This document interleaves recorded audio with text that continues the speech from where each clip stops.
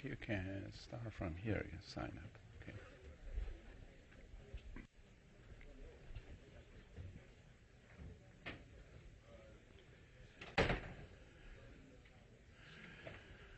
Okay, good morning.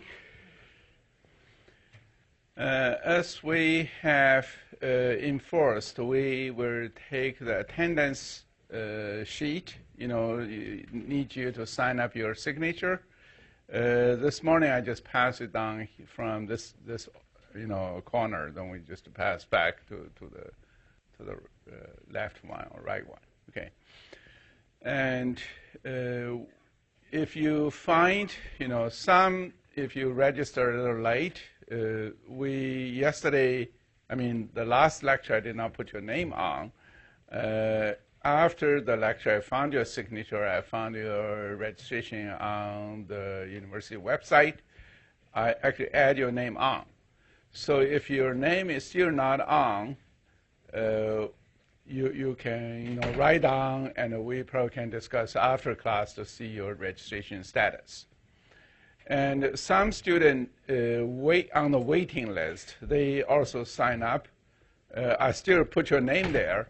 But it doesn't mean you automatically got enrolled. Okay, so we still need some discussion to see by the end of today or by the middle of today, we'll probably see the registration status. Officially, we cannot get anyone in if the seats is already 93. Okay, the 93 is a fire code allowed. Okay, so we are not legal if we get more students in. So we will check by sometime in the noon or in the afternoon today. If it's not a go over the limit, it's still below the limit, you may be able to get in. Okay, so that's a status. Okay, another thing I should mention is if you go to this website, the course website, there's one link called Recommended Research Projects. Some of my research lab group member already put some suggestions there. Okay, you probably can see if you click the button. The first one actually is our TA's, Fang Bo Tao. He actually put one research project. He may want to get some students if you are interested in his research. Another one actually is yesterday I mentioned Ahmed El-Kishki. He got this top mine. He actually put something there. The third one is Dr. Meng Jiang. He's a postdoc in my group. He actually got a last year's Tsinghua University, which ranked #1 in China, got the thesis award. That means in computer science, he was ranked in that university, ranked #1. Okay, and he is currently doing postdoc here. So they are really brilliant researchers, all of them. They would like to spend some time with you, but it doesn't mean you applied, you definitely will be accepted. They want to interview you to see whether it's good enough for them to work with you. Okay, but of course, I have asked the other members in my group to gradually put more projects there. But if you want to discuss with TA, we have 3 TAs now. We have Fang Bo Tao, we have Shi Zhi, we have another one who mainly doing grading is Huang Gui. They all got lots of papers. Feel free, you can email them if you find their papers are very particularly interesting, you want to work with them. Or if you want to find some group members you really like to work with, you can send them emails. Say, I read your paper, I really, really like your project. I want to work with you to see whether they want to take you. Okay. Of course, I would strongly also suggest within the class you may want to form your own groups. Feel free using my office or discuss with me and to see whether the project is interesting for you to work on. Some people put in just one choice. If I shoot you down, you may think another one. Sometimes the student group will give me 2 or 3 choices, say which one is more promising. I think that's also interesting because at least I can find out which one is more promising than the others. Okay, so that may help you to quickly focus on some promising projects you can work on. Okay. So this is a graduate level course. I strongly encourage you to get into the research part earlier, so you probably use your time wisely rather than groping around to try to find the projects to work on. Okay.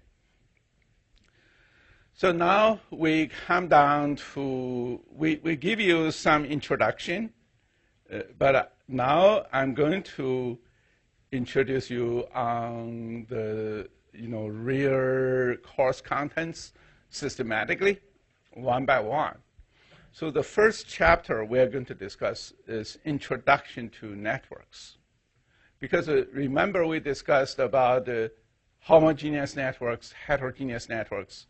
We do data mining on networks, actually quite promising. And the first important thing you may ask me is, what are networks? Okay, what we are studying, what other people are studying. So the first thing I want to introduce is the current, say, state of art, or the major results of network science. Okay. Actually, a week ago, I was in Poland. The conference called Network Science Conference. You probably can see this international conference on network science is a new thing. They just started a few years ago, but now it got more and more people jumping in. Interestingly, this network science is not just computer science business. Actually, in the network science attendees, 30% of them are physicists, okay? And 30% of them are computer scientists. Another 30% could be mathematicians, biologists, or economists. There are lots of social scientists. There are lots of other people. So this is a highly interdisciplinary, just because everybody knows almost everything is connected. So physicists study the networks, also very, very useful, because even you think about those particles or those atoms or stars, somehow they are interconnected as well. Right? So I like to first use this picture to introduce our networks. So you probably, where do you know? Anybody can guess where it is? Milan? It's close. It's close to Milan, but not Milan. Milan is not so old. Florence, that's exactly. This is the downtown Florence. You see those very big churches? There's so many tourists walking around. What I want to show you is this. Okay, you look at those people, you will say, I never know those people. I have very, very remote connections. If I say I got friends and friends got friends, how many hops I can link to the people on the street in Florence? Okay. Some people say maybe 1,000 links. Okay. Actually, people in network science found all of those links are very short. They call small world phenomena. Okay. Actually, I probably really understand this because I have some very close friends in University of Pisa. He invited me to do data mining courses. I visited Pisa many times. I stayed there for 1 week teaching courses on data mining. Okay. Pisa is just like 50 miles away or even less to Florence. Probably those professors may really have relatives here. So you probably can see the link actually just 2 or 3, right? So you probably can see in the real world, the people are actually doing this small world phenomenon. They did some analysis and found the link in the whole world, the link actually is very small. Okay. So these called the network behavior called small world phenomena. Okay. We're going to study this and say why. Okay. But anyway, before we do that, I first introduce you what are the networks. Okay. Networks, to some extent, some people call this graphs. I think you saw graphs all the time, not to say networks. And we usually define a graph or a network as a set of vertices, a set of edges. Okay, so that's very natural. And so you will think the edges actually is, if you get 2 vertices, they have an edge linked to them. So you will say these edges a subset of V cross product with V. V is a set of vertices. Okay. Then how many vertices? Usually you say vertices, the size is n. N is called the order of the graph or network. Okay. Then the number of edges, m, is the size of the graph. So this is just the terminology. We are not going to use it so frequently, just the concept. Okay. Then some network, they count multiple edges. For example, if you publish in this conference, say, 5 papers, you may have 5 edges linked to that. It may be different years, or it may be 1 year, you get 3 papers in. So this we call multi-edge. That means more than one edge linked to pairs, the same pair of the vertices. This is multi-edge. Another called self-edge, or some people call loop. This loop means the loop is very short. You just link directly yourself. Okay. For example, if you just cite yourself, you cite paper. Actually, some people doing data mining said if you mask all your author list out, they just look at citation, they actually may figure out who you are, who are the authors. Because lots of people tend to cite their own papers. Okay. This we call self-citation. So this is a self-edge we call loop. Okay. The simple network, we usually do not consider self-edge, do not consider multiple edge. That means like this 1, 2, 3, 4. You just think there's only one edge linked to the other one. Okay. And usually the network or a graph is represented by adjacency matrix like this. Okay. If there's an edge between, say, 1 and a 2, then in this 1 and 2 part, you put as 1. Otherwise, you put as 0. If it's not directly connected, put as 0. Okay. So this actually is adjacency matrix. I think everybody knows that. And sometimes the edge is directed. For example, if you cite your paper or you cite other people's paper, you put a directly edge down there. That means I cite Einstein, not Einstein cite me, right? So that's a directly edge does make sense, right? Another one is a weighted graph. Weighted graph means sometimes you use this edge linking to the conference. Say I published paper in this conference, you get an edge. But if you publish, say, 5 papers, you may want to say the weight is 5. You publish 1 paper, maybe the weight is 1. Okay. So this usually is you put a weight on the edge, called weighted graph. Okay. Sometimes, of course, you can normalize it. You can say, oh, the maximum number of my publications is 1. Okay, or the whole thing is 1. So 0.03 I publish in this conference. That's fine. Okay. And you get a big network. You usually want to study, you take a subset. The subset usually we call a subgraph or subnetwork. Okay. But there's a more specific subgraph called induced subgraph. Means what? That means you take a subset of vertices. Okay. The vertices, all the connections among these vertices, you preserve them. That's induced. Okay. For example, if you got this conference, okay, suppose you get 5 conferences, you publish papers. That's 5 conferences, that's you. Okay. If you say subgraph is very, very loosely defined. Any subset of the graph is subgraph. But if you say induced graph, you put these 5 conferences, all the papers you publish there, the subgraph should be preserved. That's the induced subgraph. Okay, that means you try to preserve some kind of full contents within this limit set of edges, okay, or a limit set of vertices. So this is induced subgraph. Okay. Another concept called clique. Clique means it's a complete graph. That means everything linked to everyone linked to everyone. Not actually in many cases you may, like a publication, you may not be able to get induced, get a clique. But usually you get a friends. Say we have like 3 or 4 everybody connected to everyone. Then you may get a small one called clique. There are some very, very small cliques. One called singleton, you yourself. It's only one. Okay. Another one, you get 2 edges, 2 vertices linked together. These clique, they call it dyad, okay, because it's only 2. Okay. And if you have a 3, like a D, E, F, these 3 vertices, you link all the edges of these 3. Of course, 3, you only get 3. This one we call a triad.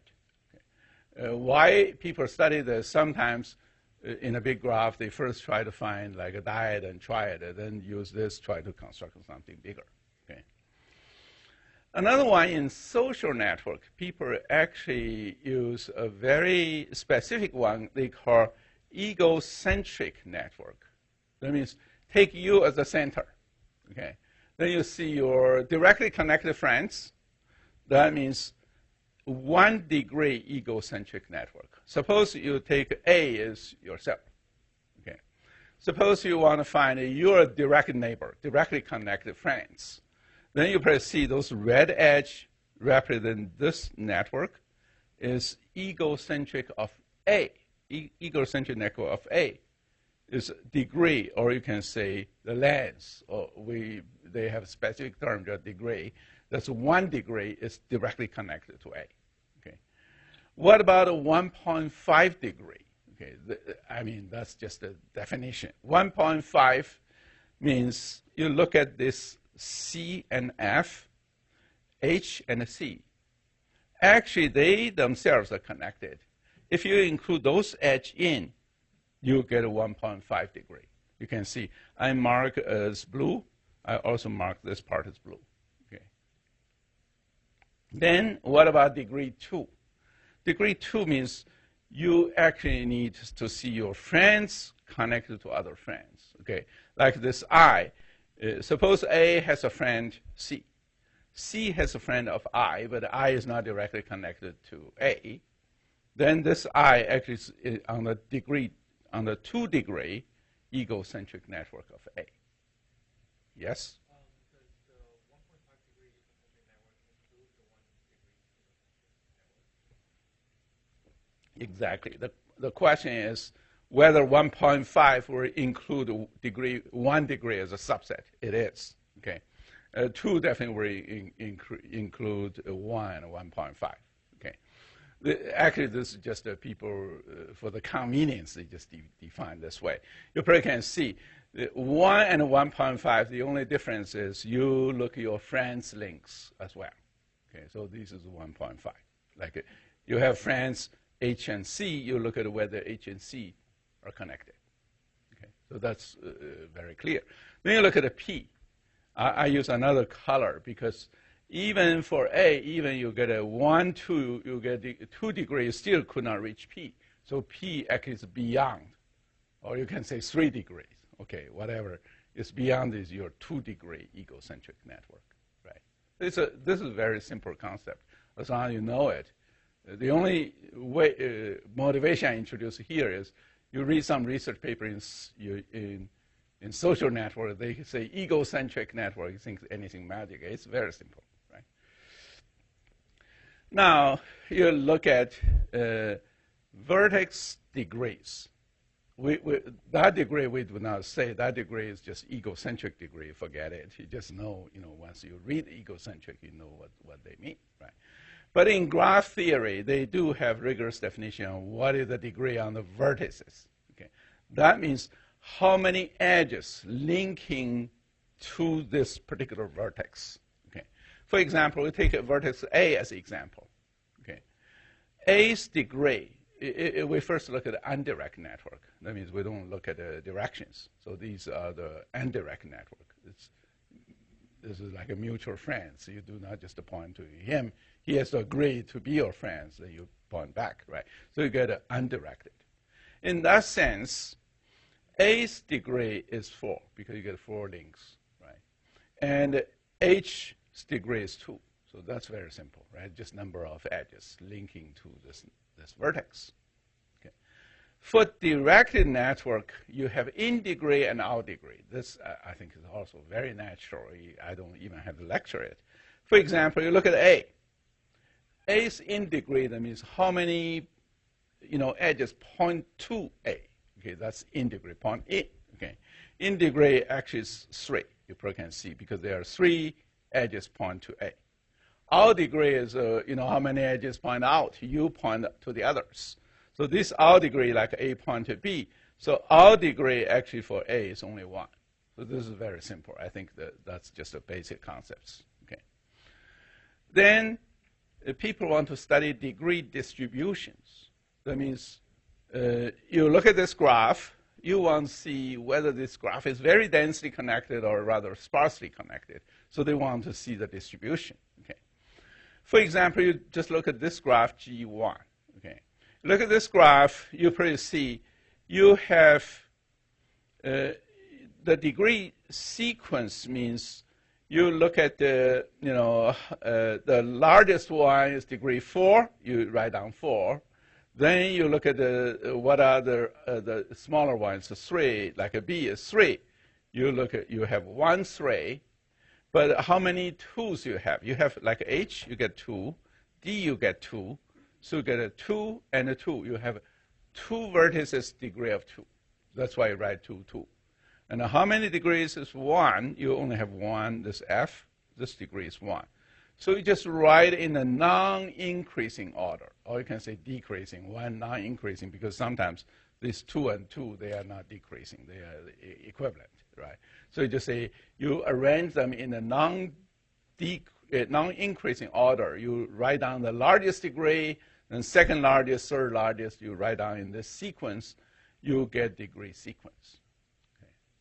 What's the use of degree sequence? Sometimes you want to see the distribution. Say this graph, how many edges, how many, how many, like 1,000 degrees, how many 900 degrees. You want to see those kind of distribution. So you can write down this kind of sequence, right? And with the sequence, you also can look at the frequency distribution, which actually is very similar to this. What you got is for the number, this n sub 0 means the degree is 0, how many nodes, okay?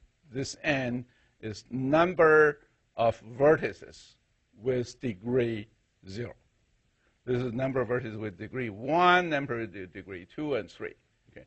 If you think in this way, you look at the same graph, you would say, how many vertices has degree 0? None of them, because everything is connected. There's no degree 0, so you write down 0. Okay. How many edges has degree 1? You look at this F has degree 1, so you write down 1. How many has degree 2? You see there are 2 things, you get degree 2. How many has degree 3? You have 1. How many have degree 4? You get 1. So that's what we call frequency distribution. Okay. So that's just to give you some simple statistics. Sometimes people do not want to write in the absolute number. They want to write a relative number, like distribution. That means the whole thing is 1, how it was distributed. Okay. Then you look at the same sequence. If you add all these, you add this, all these is 5, right? You see all the number of edges, you get 5. For these 5 things, if you look at distribution, you just everything divided by 5. You get 0, you get 0.2, 0.4, 0.2, 0.2. That's the one we call, you have degree frequency distribution, you get degree distribution is essentially is a fraction distribution or probability distribution. Basically, you get into this. Okay, so that's a degree distribution. Okay. So one is the absolute number, one is a relative number. That's it. Okay. Then, in many cases, people want to see how easily I can reach from one vertex to the other. Okay. In that sense, you need to take a walk. If your walk is directly, of course, you can say directly walk or walk along certain paths. If it's random walk, that means you have equal probability to go to anywhere, go to any edge. Okay. So the walk means you get an ordered sequence of vertices. You start from your starting node X. You end at your ending node Y.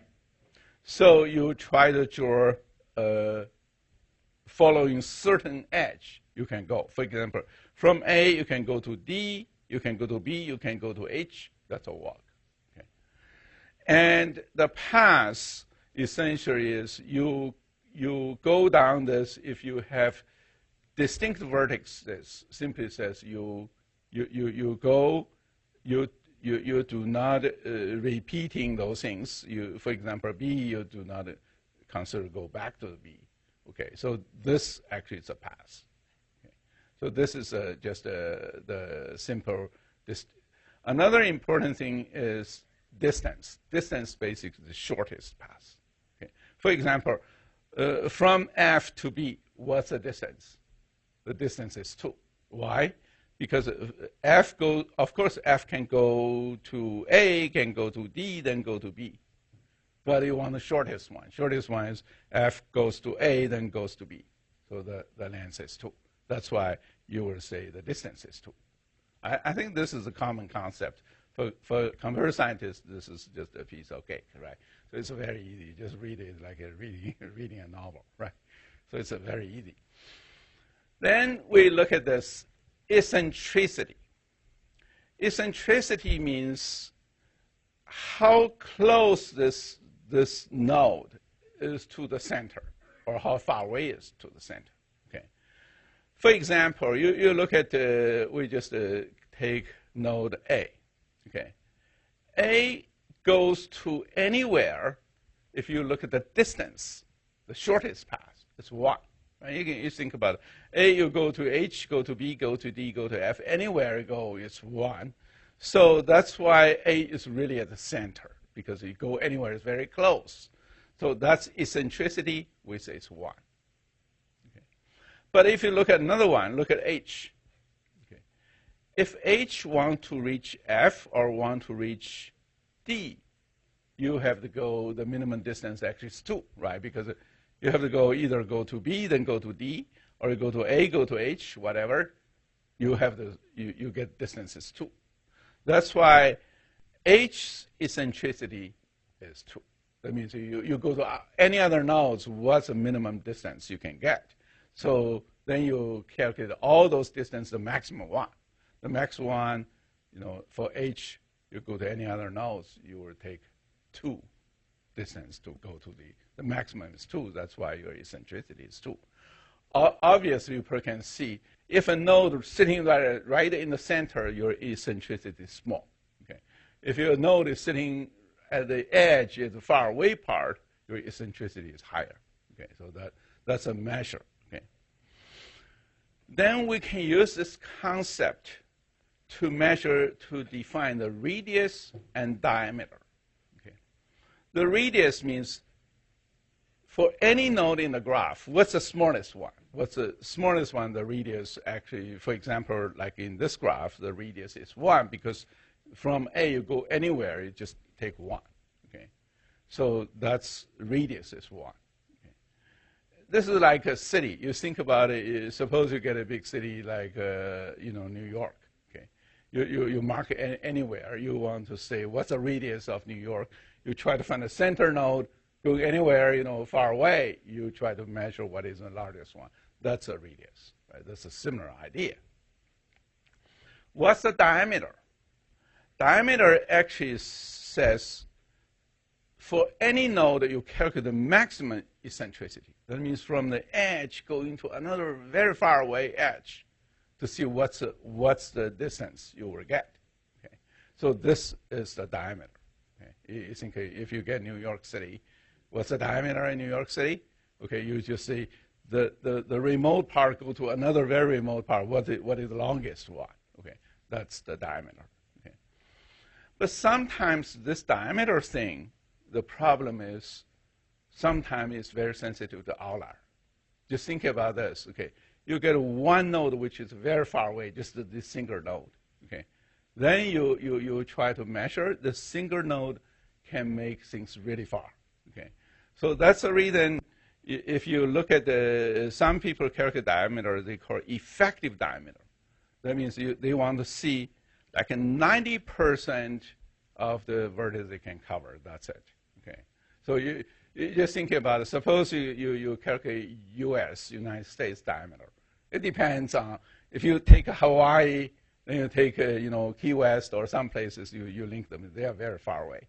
But if the effective diameter, maybe you only take the major part, for example, the mainland part instead of Hawaii, then you calculate it, probably you get an effective diameter. Right? So that's for convenience, I think it's quite realistic. Okay. Then we get another concept. I just give, actually the path we already introduced. But the thing is, people want to calculate in a little analytical way. Okay, analytical way means, suppose you got, we already know the path is you get sequence, they all link together. You go from A to B. You get a path. Okay, and you also know the length of the path is number of edges you traversed. But the key is you want to calculate it in a matrix way, because we know the graph is represented as a matrix, adjacency matrix. You take adjacency matrix, how do you calculate? You get a path, you get how many paths, length 2, how many length 3. Actually, all these calculations are matrix multiplication. Okay, you think about this. You go from A to B, then B to C. You want to say A and C are linked. Okay, linked means you take this adjacency matrix, you times itself. Simply says, then you will be able to get a connection if you do the matrix multiplication. Length of 2, you will find, once you time them together, you will find an edge linked them together. Okay, so that means if you take one adjacency matrix, you take another adjacency matrix, you time them together, you get an A to the power square. That means you actually go one more level, you merge them. That's the result adjacency matrix. You actually will get all the lengths too, you compute it, right? Then if you say, I want not even length 2, I want to time them together, see whether they are eventually connected. Okay, so you can keep typing them, you keep multiplying them, you get A multiply itself to the power of R. Okay, then you actually get all things as long as they finally can walk there. So you include them together. Okay, so that's the one. Actually, in the matrix, I think you probably all learn linear algebra. You know this. You can easily compute their rank, their everything. Now, if you start and ending on the same vertex I, you want to compute this, you actually can get the rank, the one, the trace. Okay. So in the real computation, in many cases, they want to compute the eigenvector and eigenvalue. Essentially, is you keep multiplying them, you get this trace. You finally can get a orthogonal matrix of the eigenvalue, and then you calculate. You finally find this matrix K essentially is a diagonal matrix of eigenvalue. Okay, but I probably will not get into this one a little more detail, because if you know linear algebra, you say this is of course. But if you don't know it, it will take me quite some effort to give you a lecture to understand this. So we just say, if you do not quite understand it, go back to your linear algebra textbook, just read it, then you will know it. Okay, so we will not cover this in any detail. Then we were getting other, concepts. But these are just a sideline. Okay, they're just to say, in the graph theory, there are lots of different concepts. One they call geodesic path, essentially it's the shortest path. Okay, another one called Eulerian path. Eulerian path means you will never go through any edge more than once. This is like a postman's, shortest traversing one. So, or they call it salesman's traverser. You don't want to go through any edge repeatedly. So I think the most famous one was Euler. Actually, he worked out the algorithm and proved something is not possible. Okay, so he got study on this Königsberg, the bridge problem. Say many people want to go through all the bridges without repeating, and he proved this is not possible. Okay, so it's a very short article, but it's very rigorous proof. Okay, many people really like this proof, just like I think about 20 lines or 10 lines. It's very short, but it's from the definition to final proof, it's not possible. There are many people before him spend lots of time trying to work out the answer. He just got a very simple proof. You just cannot work it out. Okay. And there are Hamilton paths. That means you visit each edge exactly once. Okay. But those are it's like a game. Okay. We will not study those. Okay. But in computer science, many cases you want to study how many components, how many things are really connected. They call it connected graph. Okay. So what we want to study is this. For undirected network, I did not write down the undirected network because they are very simple. The component essentially is you finally find that these edges are somehow connected, even directly or indirectly you find a connected component. Okay, then this one form one component. Another one, maybe they are not really connected among them. Okay, so you get multiple components. Okay. We know internet in principle is everything is connected, just one big giant component. But for some security purpose, okay, some like a Department of Defense or something, they were afraid that there are any intrude their local network. They intention break it from the internet.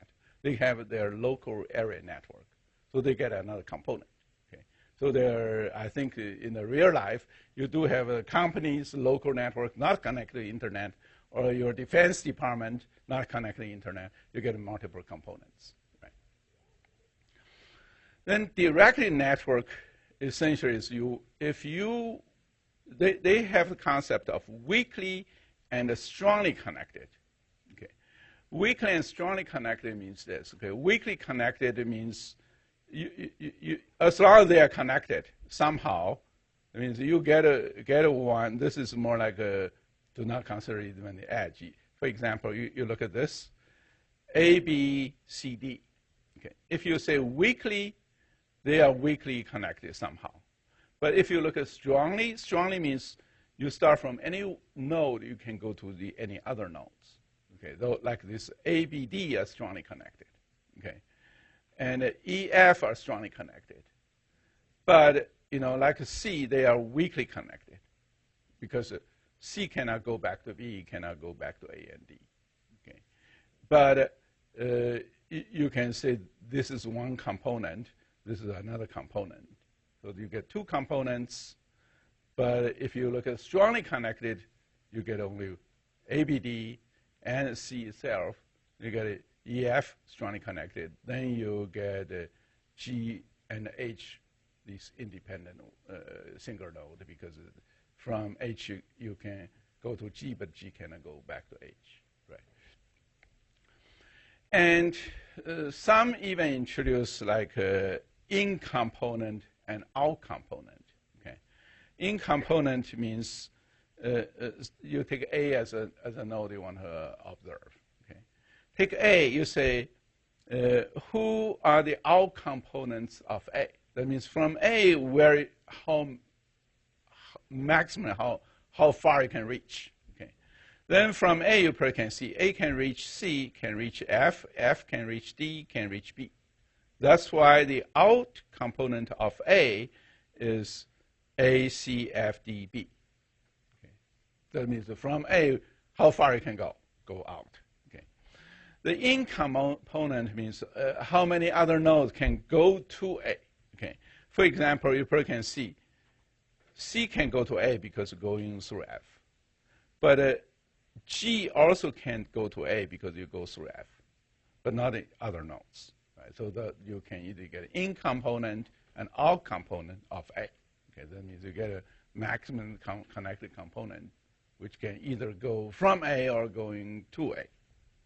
So these are the definitions sometimes are useful. But for our course, we just lightly treat them because we think these are just common sense knowledge. You understand it. That's it. Okay. Another concept is if you consider the information flow. Okay. And sometimes you want to see, for example, you want to connect A and B. Okay. Of course, there are multiple paths, multiple ways you can go from A to B. But the interesting thing is they said the two paths are edge independent or vertex independent. They have a different definition. Edge independent means if they share no edges. For example, if you look at this, you go from A, you go the path is A, E, C, say G, B. That's one path. Okay. Then you get another path is A, D, C, F, B. They go through the common C, vertex, but they go through all different edges. So these two paths are edge independent, but not a vertex independent, because you have to go through C, right? But vertex independent means you cannot go through the same vertex, okay? Like this one is impossible. You go from A to B, you have to go through C no matter how they go. Okay, so but for this one, you can see you go from A to B. You can go A goes through E, F to B, or it goes through D, G to B. So this is vertex independent. Okay. Why people are getting this? Because they want to see they want to cluster, or they want to break up the network. They will see how much effort to break it. Okay. For example, like if you want to break the connection between A and B, the easiest one is you destroy C. Right? If you destroy C, no path can go through, because this one is edge independent, but it's vertex independent, depending on C. But like this A to B, you have to break at least the two edges or two vertex. Otherwise, you just cannot break the whole path. Right? So they actually study. This is useful for studying the robustness of the network. That means, for example, internet. If, say, during the wartime or some cyber war, they try to destroy your internet. Okay, how they destroy you? They usually try to find a node which is very critical. They try to destroy that node, because you destroy the others, the internet works as usual. Okay, it doesn't matter. But if you destroy some very critical nodes, you destroy the seed, you may break up the whole network connection. Right? So then, to do this, they found a lot of a cutting algorithm. That's the same idea. Is a vertex cut means you cut a vertex to see whether you will break up the network. The edge cut is you cut some edges to see whether you can break up the network. So the minimum cut means you take out the minimum number of vertices or minimum number of edges. You can break up the whole network. That's a minimum cut. You can break it. So in many, like a clustering algorithm, the most probably popular used one called min cut. Min cut is minimum cutting. That means what's the minimum number of edges? You break it up, you break up the network connection. So that's a min cut algorithm. But when I'm going to study this, you just know in network, study the robustness of the network, this become very useful. Okay.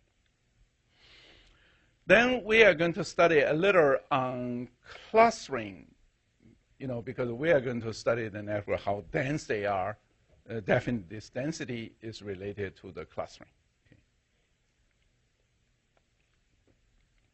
So to study this density, they have one measure which is popularly used called clustering coefficient. What is clustering coefficient? We first look at the undirect network, like you can think this is an undirect network. The clustering coefficient basically say how tightly this vertex is can be clustered or something. Okay, so essentially, is you give me a graph, say G sub I. This I actually that means you give me a subnetwork. We just study this network like this one. Okay. Then you have number of edges in this network, and you have number of all the possible edges in this network. Okay, just think about it. The internet. Okay, the internet actually is not everyone directly connected to everyone. You connect it via some part.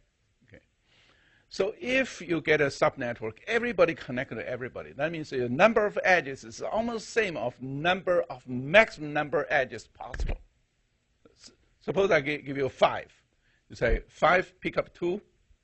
You get you get 20 edges.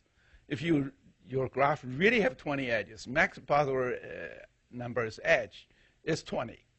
Then what you have is number of edges in this graph divided by max number of edges in this graph. If it's really like a click, everything is connected, the clustering coefficient is 1. Right? You think about it. You get possible edges 20. You get all the 20 edges. So you get a 1. But in most cases, your internet actually is pretty sparse. Most real network is pretty sparse. That means the number of edges in this graph is much smaller than the maximum number of edges possible in this graph. Okay. That means your real internet or most of the network actually is pretty sparse, just because they don't want to link everyone. You think about it, how much burden, how many wires you want to link to everyone. Right? So that's the reason they look at this clustering coefficient to see whether this graph or subgraph is so tightly connected. They use this one to measure it. Okay. This is undirected. Actually, directed is very easy, because directly you have A link to A point to B, B point to A, you double it, right? So for directed network, you look at this formula.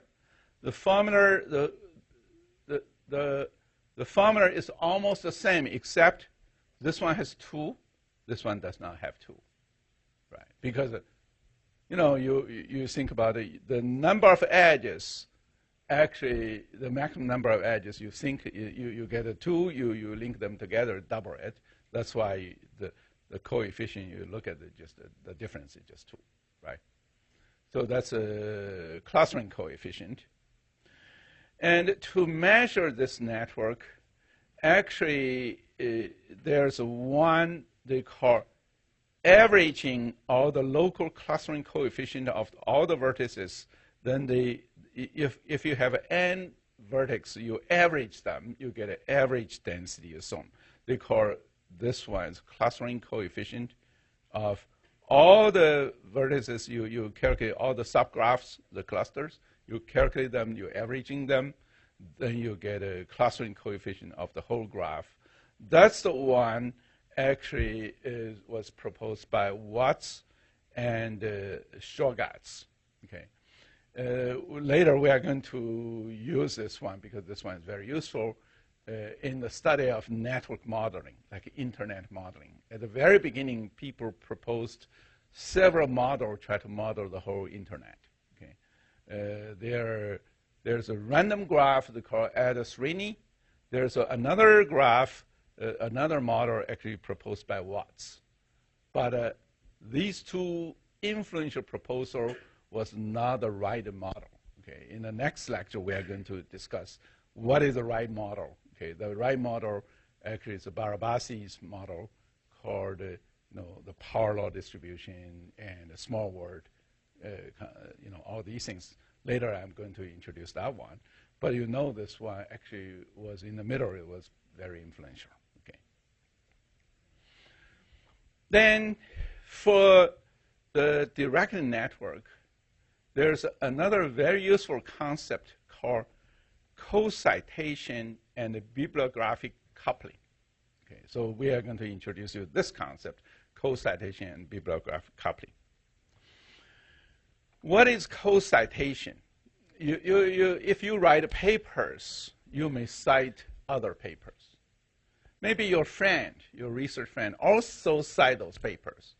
Those papers were co-cited by 2 authors or 2 research papers. These are the concept of co-citation, right? So you probably can see what is co-citation is if this I and J are both cited by this paper, these are co-citation. The Biblock coupling actually is they cite the same three papers. These I and J actually are bibliographically they couple together. So this is so you probably can see that there's concept this co-citation and Biblock coupling have different emphasis. Why this I and J is emphasized who cited, jointly cited both I and J. Like you can look at this. This I and J get this paper cited this. This paper also cited both. Okay, and actually this paper, this blue note, this dark blue one, also cited both I and J. Then I and J got co-citation number is 3, right? And not this light blue one does not count because light blue one cite this light blue one cited I but did not cite J. This light blue one cited J but did not cite I. So this co-citation means these 3 notes both cite I and J. This is co-citation. So if you use the matrix, you actually look at it. This is IK, this is JK. You can see they both cite, these I and J both cited by K. Okay, there's one thing I probably should remind everyone is even you look at my slides, sometimes may not be 100% consistent. Okay, so if you look at indirectly, it doesn't matter. Okay, directly one, this is a K cited I. Okay, this is a K cite J. Okay, the direction is this direction. Okay, and some literature, some research paper, they have the convention reversed.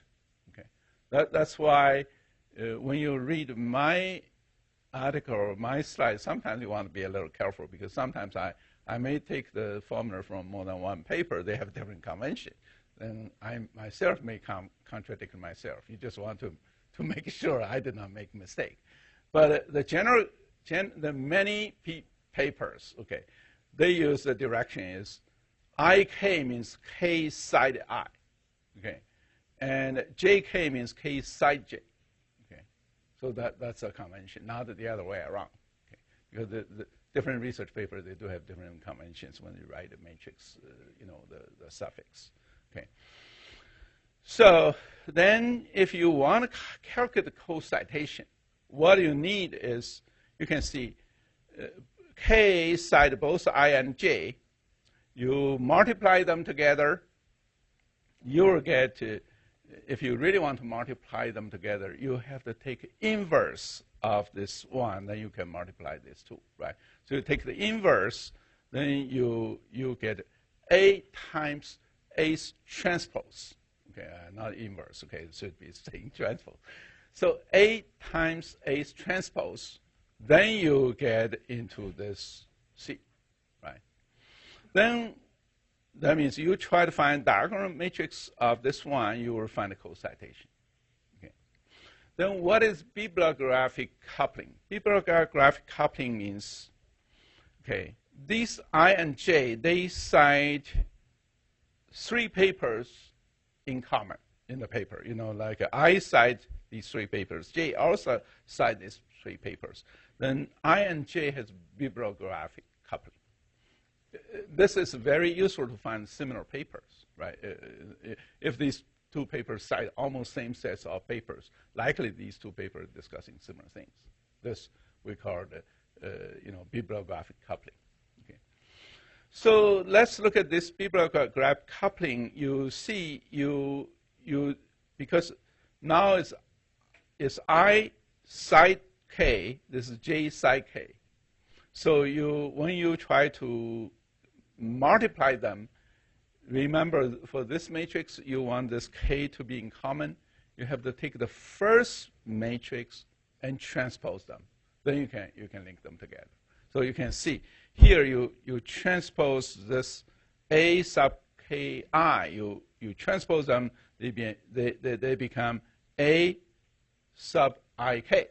Now these two k's, you really can multiply them together, will make sense. Once you do this, the real matrix, vector form is A transpose times A. Okay, you perceive this is A times A transpose. The other one is A transpose times A. These are different. One is co-citation formula. The other one is, this one should be bibliographic coupling matrix. I should change this one. This one, actually, these two are very different. Okay. The interesting thing is, I think everybody knows Google. Okay.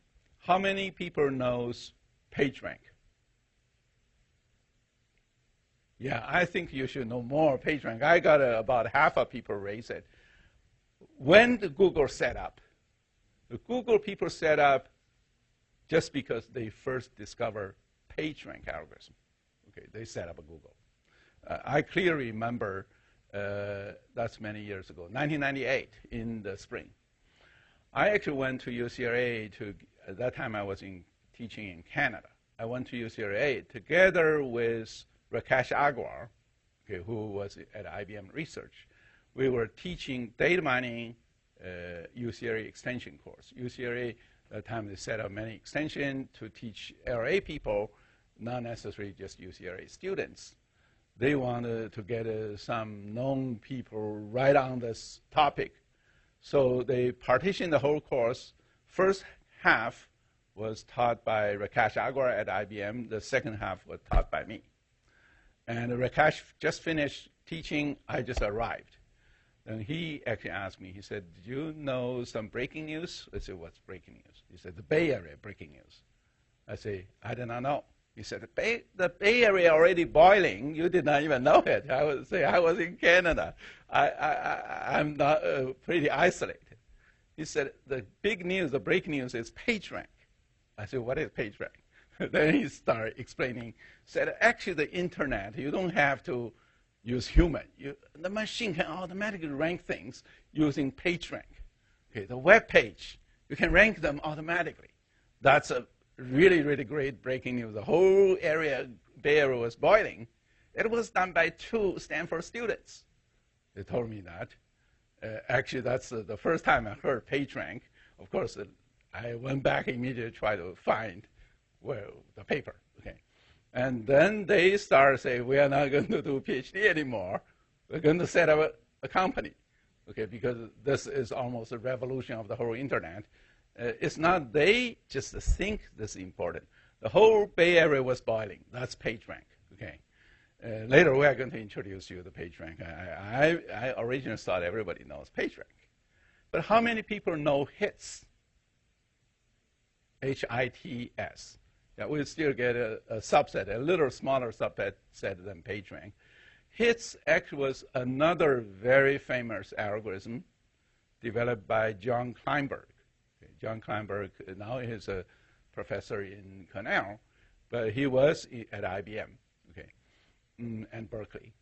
So Stanford people got a PageRank almost the same time. Berkeley and IBM people got HITS. Those 2 algorithms was all ranking pages on the internet. Actually, the HITS was really, really based on these 2 formulas somehow. It's like a bibliographic coupling and a co-citation, doing this repeated computation to find eigenvalues. The PageRank is also compute the eigenvalue, but in a little different way we are going to introduce. But these 2 were 1998 star algorithms, most cited very often. Okay. Of course, Google started with PageRank, okay. But his is also as famous. I remember in the same year, because it was boiling, in the same year in the KDD or WW conference, I was on the panel. And Jeff Arman, who was the department head of Stanford, was on the council as well. And the council was some people asking, who first invented the algorithm? I mean, PageRank and hits. Who first got it? Okay. And Stanford professor, Jeff Arman said, you probably should not debate. Stanford got it first. That means the PageRank got it first. So we are far ahead of hits. You know how far ahead? At least 1 week. Okay, so that's the one they were debating who got it first. Actually, it was very close. You probably see this is just 1 week apart. You got two algorithms solve this PageRank problem. Okay. But anyway, we are going to discuss this one a little later. But now let's look at the common things, okay, and the differences. Actually, if you really look at the bibliograph coupling and the co-citation thing, it was rooted far ahead in 1970s when people study the library people study the citation. Actually, it's not just library people. Even, for example, even yesterday, I was evaluating one professor in Stanford, and the department head asked me, they list 7 or 8 people. They are all very famous professors. Say, you compare this professor with all the others. Of course, the others are in MIT, CMU, Yale, or all those universities. So who is ahead? Who should be ranked number 1? I actually get a very simple argument. I went to Google Scholar. I download their citation numbers. That means this person got how many citations, the other person got how many citations. Their H index. I just show it. I just say this Stanford professor is ranked number 1. Why? This Stanford professor got 200,000 citations. The other 6 one, the highest one is 100,000. The other one is below 100,000. So this one definitely number 1. Then you look at it, H index is also higher than the others. I just give a very simple argument. It's not my, subjective one. There's an object measure. Okay, the measure is based on citation. Okay, actually, the most professor get tenure promotion. They look at the citations. That means how many people really cite your work, care your work, follow your work. So that's the important one, right? So that means, but the bibliographic coupling and the citation, they have different characteristics. Okay, the citation, you want to get a high citation, it takes time. You think about it. Your paper published, how many people read it? Of course, it could be many people read it. Once their paper published, they cite your paper, it will start counting. So your paper just published, the citation count likely will be 0, right? So you get nobody cite you. But after a while, people realize it's important they cite you. Like PageRank was cited, I do not know how many times, but at least 5,000 to 10,000 times, right? That's simply say there are 5,000 to 10,000 research papers they cite this paper. Okay. But it takes time to build up. Right? And usually some people write survey papers, some people write books, they got a very high citation. Like my book, gets so high citation, sometimes it's a little embarrassing because one book citation count almost beat all my paper citing together because everybody cites your book or survey papers. So some people got tricks is they write books, write survey papers, they attract lots of citations, right? But of course, they pay more attention on your research paper citations. Okay. But a bibliograph coupling means you can, just based on the current one, you can immediately know it because, the 2 papers cite the same paper, they couple together, that's immediate, you can find it, okay? And it won't change over time. But a HITS algorithm actually explore both co-citation and bibliograph coupling. So when we get into HITS algorithm, you probably can see it. Okay.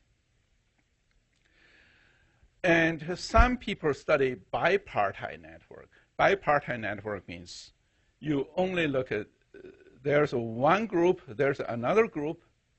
You only study the links between these 2 groups. Then you get a network. This is a bipartite network. It means you really can partition them into 2 parts. Okay. So now we touch a very interesting one. I just show you the picture in the downtown of Florence. You see there are so many people. Actually, there was a very, very interesting one is small world phenomena. Before I got this, I probably will introduce another interesting one called Erdős number. This one, actually now in network field, they use it very popularly. Okay. What is Erdős number is they look at the co-authors. Actually, this Paul Erdős was a very famous statistician or mathematician. But he set up some foundation for network science as well. Okay. His most famous one related to network science called random networks. That means how to construct a network. He just assumed you have a random number generator. Suppose this edge, whether I should connect it to the other, this vertex, connect it to the other vertex, whether I should connect it, you just use a random number. You throw the dice, so you get a certain number as a connect. You do not get a number, you do not connect. He was thinking the whole network, a big, big graph, was connected that way. And he called random graph or random networks. He set up a theory for random graph or random networks. Actually, later people found the network on the internet was not a random at all. Okay. So the random graph model, unfortunately, does not really fit the internet. That's a later story. But he was a very interesting mathematician because he published, you probably see, 1,500 papers. That's a lot. To think about it, suppose you have 30 years working as a professor. Okay. 30 years, you get 50, that means you get 50 papers a year. Every week you have to generate a paper, which actually is not easy, right? Now, what is his method? He got lots of co-authors. He's a traveling mathematician. That means I do not know whether he has a home or not, but he actually take his luggage, find his friend, they just travel down there, and working with his collaborator, of course, they provide a room and boarding, everything, right? So he just work with them and generate paper, and then he travel to another one, right? So he has lots of co-authors. Then what people want to see is how many people co-author with him directly. And many of these are famous mathematicians. They have lots of students and collaborators. Then if they have lots of one, then they want to see how many people work with Erdős. That's Erdős number is 1. You can think of himself as 0. Okay. Anybody working with him directly co-author papers 1. There are probably likely 1,500 or more. Like the Erdős number is 1. Because those are very productive mathematicians. They have lots of students, lots of collaborators. They have a very big network. So the Erdős number is 2 is very big. Okay. I think I remember I read it, even like Einstein, the Erdős number is likely 2 or something. So that means Einstein did not directly collaborate with him, but he collaborated with someone who collaborated with him. Okay. Then they take this as a number on the network, the distance, okay, the shortest distance. Then they got a lot of other numbers. For example, Kevin Bacon, who was I think is an actor, right? And there are many people co-actor with him, and then they have a co-actor. Then they say that's a Kevin Bacon number. Okay. Then even somebody like in Northwestern, Nosh contractor, he set up a conference. He just say, the audience, what is your Nosh contract number? Simply says, he collaborated with somebody, somebody collaborated with him. They want everybody to report their number, okay? Simply say, how far away from me, okay? So that's, but the interesting thing is this one has a phenomenon, means small world in the sense, if this guy, like Paul Erdős, got 1,500 papers, got 1,500 authors, suppose, okay, Then you think this 1500, get another one, is a very big ball, then very, very big ball, right? You get a 3 or 4, you almost, in mathematical society, I was told, I forgot the exact number, probably 4 or 5, you cover the whole society. So that's a very, very big one. Simply says it's a small world, right? So this small world actually was discovered, first experiments was done by Stanley Milgram. He was thinking, like he'd randomly pick a person in Boston, say how far away I am from him. Okay. What he did the experiments is he just wrote a letter. This is a chain letter, okay? He wrote a letter to all his friends, say, I want to reach the sky, but I do not say who I want to reach. You just write a chain letter to all your friends. Okay, I write to you, you write to all your friends. Then I will see how many rounds of propagation I can reach that specific person. And to his own surprise, the chain length is somewhat like 6. Okay. Then later, I think people even said 6 degrees of separation. That means you just need to traverse 6, you can reach almost everyone in the world. Why?